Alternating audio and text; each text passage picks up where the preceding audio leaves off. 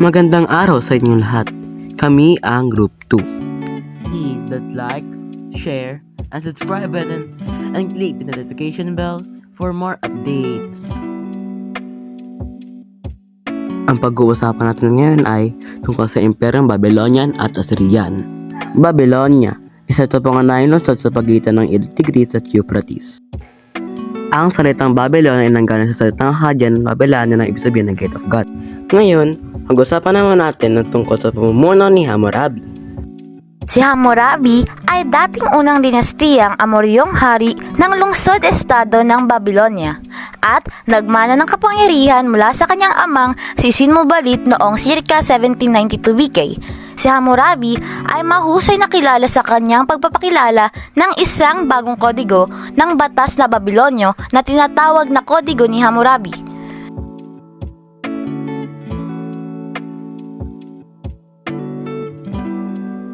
Ano nga ba ang Kodigo ni Hammurabi? Ang Kodigo ni Hammurabi.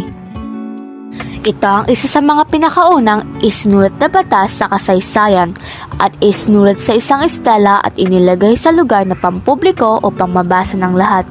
Sinasabing ang mga kaparusahan nito ay napakabagsik sa mga modernong pamantayan na ang mga maraming mga kasalanan ay nagreresulta sa kamatayan, pananakit o paggamit ng filosopiyang mata sa mata, ngipin sa ngipin.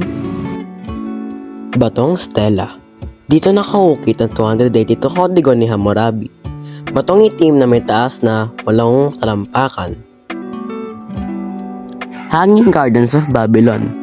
Ang mga harding ito ay sinasabing itinayo ni Haring Nabucodonosor II upang palugurin ng kaya nangungulila sa sariling bayang asawang si Amyntas ng Media na nagnanais ng mga halaman ng kanyang bansang pinagmulan. Pagbagsak ng Babylonia. Kasunod ng pagkamatay ni Hammurabi, bumagsak ang kanyang imperyo at lumiit ang laki at saklawang Babylonia hanggang sa madali na napasakamay ng mga Hittite ito noong 1595 BCE.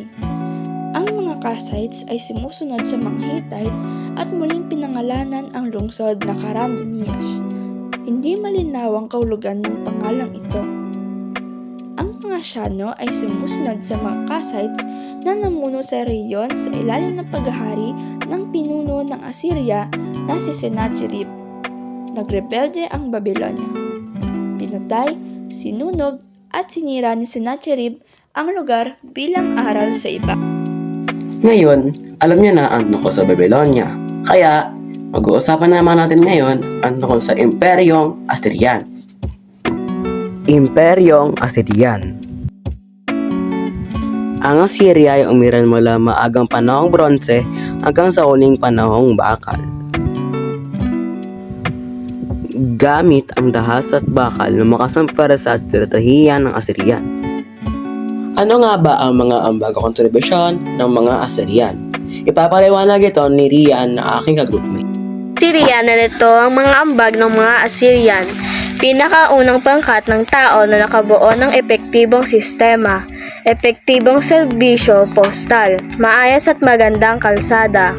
Pamamahala. Ang sistema ng pamamahala ay naisaayon sa pamagitan ng pagtatag ng isang sentralisadong kawanihan. Pakikidigma.